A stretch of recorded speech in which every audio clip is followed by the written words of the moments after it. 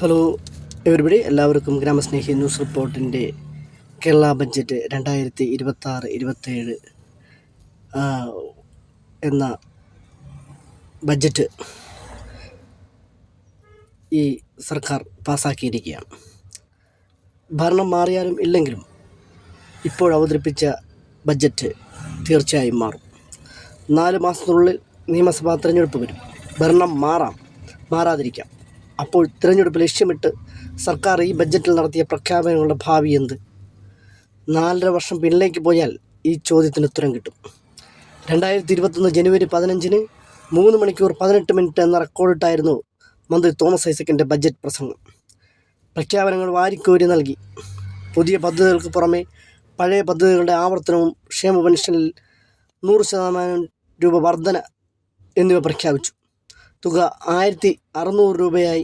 പുതിയ നികുതികളൊന്നും പ്രഖ്യാപിച്ച് ജനങ്ങളെ ബുദ്ധിമുട്ടിക്കേണ്ടെന്നും ഒന്നാം പിണറായി സർക്കാർ തീരുമാനിച്ചിരുന്നു. ബഡ്ജറ്റ് കഴിഞ്ഞ് തിരഞ്ഞെടുപ്പ് വന്നു. KN ബാലഗോപാൽ ധനമന്ത്രിയായി.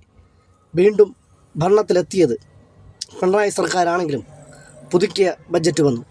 പുതിയ പദ്ധതികളും ബഡ്ജറ്റ് കണക്കുകളും മാറി. തിരഞ്ഞെടുപ്പിന് മുൻപ് സർക്കാർ നടത്തിയ മിക്ക പ്രഖ്യാപനങ്ങളും നടപ്പാക്കേണ്ടി വരുന്നത് അടുത്ത സർക്കാരാണ്.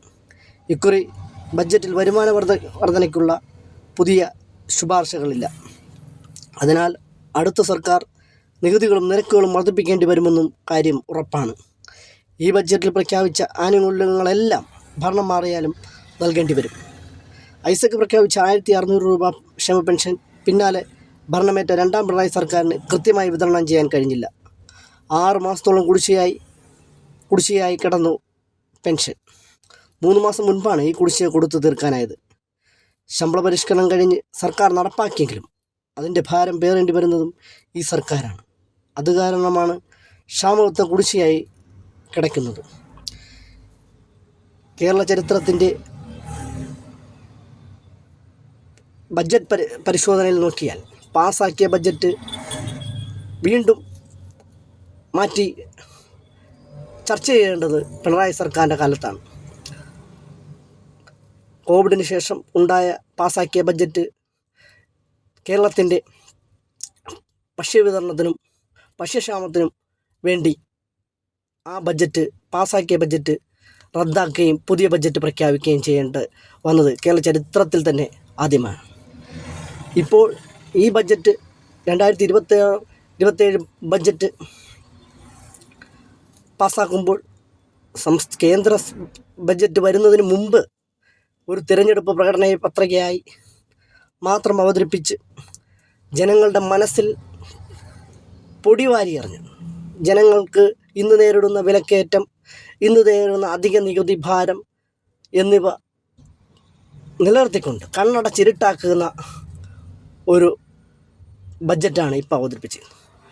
പല പദ്ധതികളും റദ്ദാക്കുകയും പല ക്ഷേമ പെൻഷനുകളും പാസ്സാക്കാതിരിക്കുകയും ചെയ്തുകൊണ്ട് ഈ ബഡ്ജറ്റ് പാസ്സാക്കുമ്പോൾ ജനങ്ങളുടെ മനസ്സിൽ 70 വയസ്സ് കഴിഞ്ഞ അവർക്കുള്ള ഒരു ആരോഗ്യ ഇൻഷുറൻസ് പദ്ധതി പോലും പാസ്സാക്കാൻ കേന്ദ്ര ബഡ്ജറ്റ് വരുന്നത് വരെ അവർ ബഡ്ജറ്റ് പാസ്സാക്കുമ്പോൾ ആ വിഹിതം ഈ ബഡ്ജറ്റിൽ നിലനിർത്താൻ വേണ്ടിയെങ്കിലും ക്ഷമ കാണിക്കുവാനുള്ള ധൈര്യം പിണറായി സർക്കാരിനില്ലാതെ പോയി. അത് തെരഞ്ഞെടുപ്പ് ഗോതയിൽ യുദ്ധത്തിൽ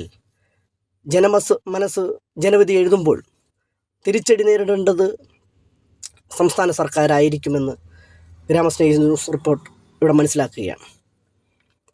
അതുപോലെ തന്നെ കിഫ്ബിയെ പോലുള്ള ഒരു കോർപ്പറേറ്റ് ഭീമന്മാരെ കേരള സംസ്ഥാനം വിറ്റ് സമ്പന്നത പ്രതീക്ഷിച്ച് നിൽക്കുന്ന ഇടതുപക്ഷത്തിൻ്റെ കാപട്യം തിരിച്ചറിഞ്ഞുകൊണ്ട് ജനമനസ്സ് വരും തിരഞ്ഞെടുപ്പിൽ വിധി എഴുതും എന്ന് പ്രതീക്ഷിച്ചുകൊണ്ട് ഇതിന് ഒരു താക്കീത് നൽകിക്കൊണ്ട് പുതിയ ഒരു നല്ല പദ്ധതികളും നല്ല നടപ്പാക്കൽ ഇതിനു വേണ്ടി നിയമനിർമ്മാണ സഭകൾ നിയമം ഉണ്ടാക്കുവാൻ വേണ്ടി നമുക്ക് ഒത്തുചേർന്നുകൊണ്ട് ഈ ബഡ്ജറ്റിൻ്റെ നിഷ്കരണം തള്ളിക്കളയാം. ജനവിധി